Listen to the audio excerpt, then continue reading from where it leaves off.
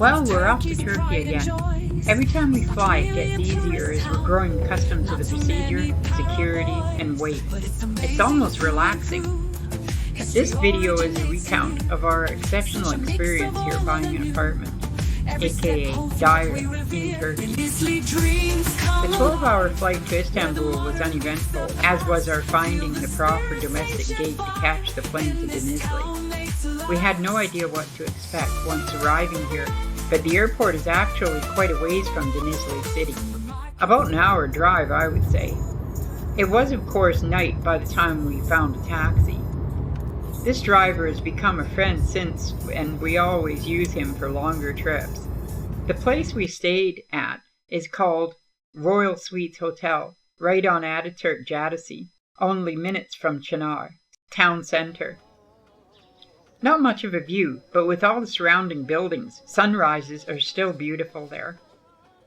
We also had a little friend that would stop by, not for food, but just affection.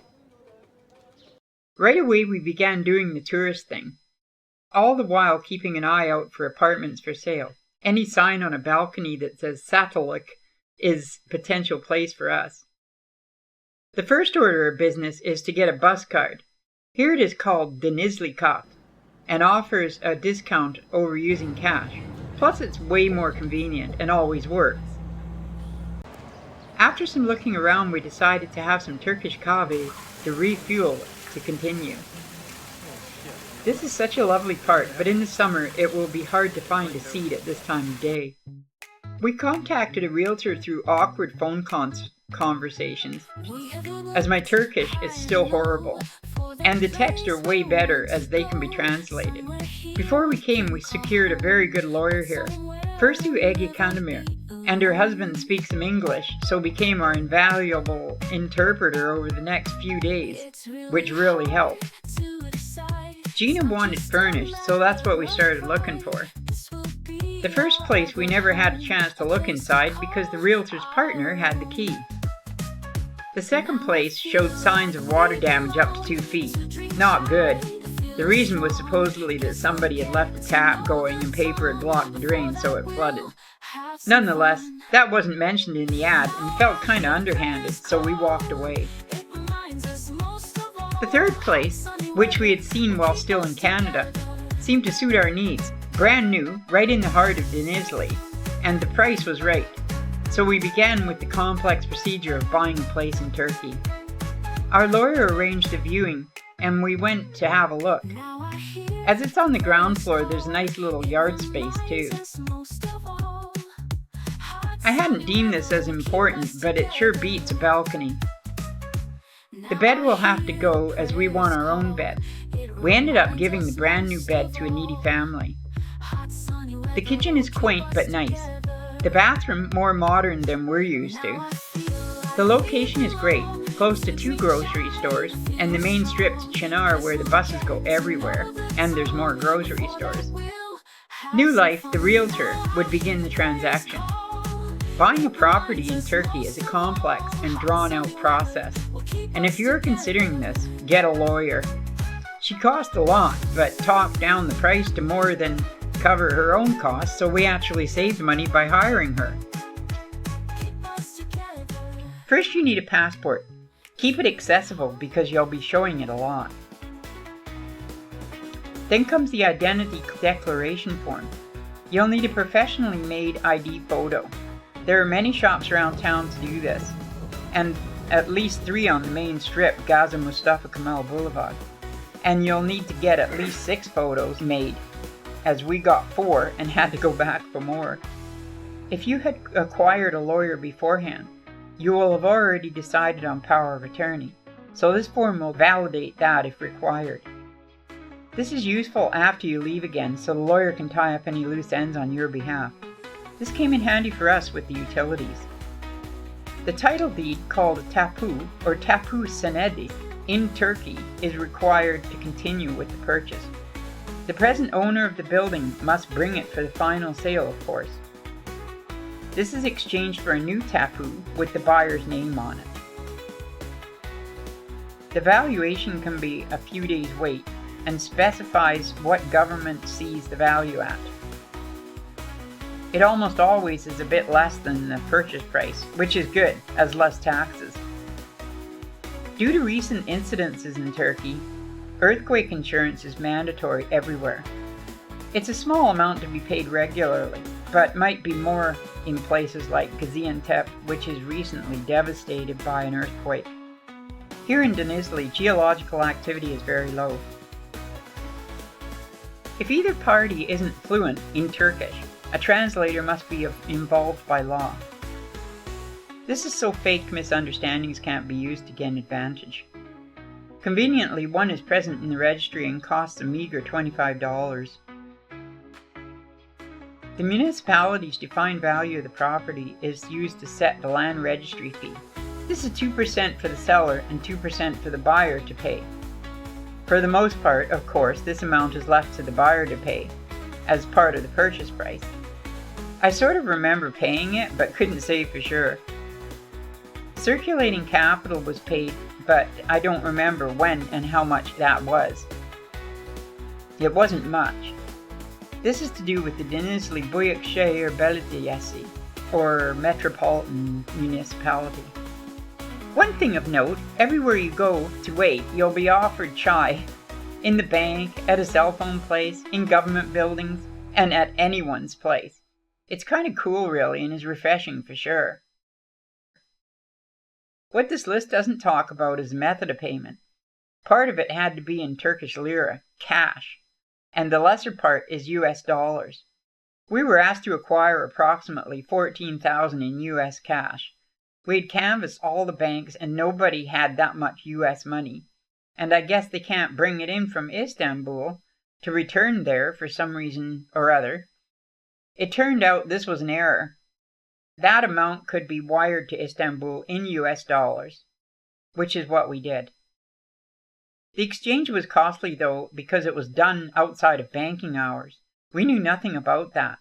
A word of warning, if you need to transfer and exchange money in Turkey, do it during banking hours where the rates change and not in your favor. We ended up paying about $2,000 that we didn't need to, had we waited until Monday. Lesson learned. The larger part must be handed directly to the owner, in cash. As Turkish lira at the time was 20 to 1, that amount ended up being a 50-pound bag of money. The lawyer's husband had a couple of plastic grocery bags, so that's what we used. We went walking out of the bank with it, drove to a coffee shop and had tea with it, then lugged it over to the Tapu registry building. It turned out the seller's Turkish ID card, Kimlik card chip, wasn't working, so he had to go get another one. Meanwhile, we're all standing outside smoking cigarettes and chatting, and I'm standing in front of a 50-pound bag of cash. I guess this is normal, people waiting around here and there with huge bags of money. There are other way more expensive bank options that we didn't explore, and were recommended not to, but it wouldn't have been as interesting as this for sure.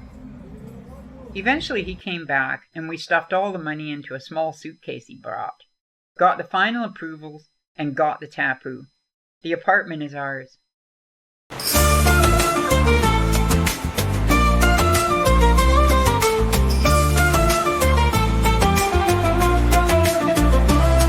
Went down to Denizli town, one of Turkey's pride and joys.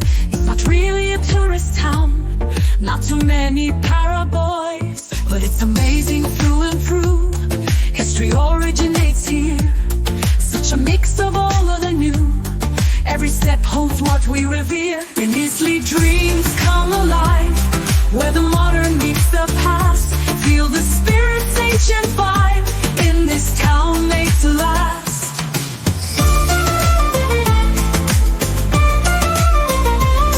From the markets to the streets, each corner holds a tale.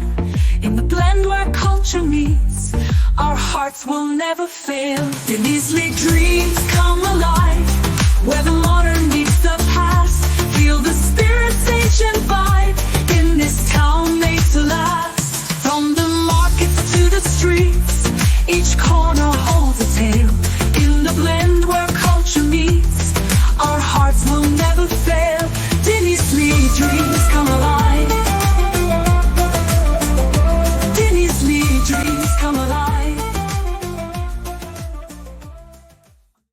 To celebrate and relieve some stress from the preceding week, we went up to Pamukkale, aka the Cotton Castle Mountain.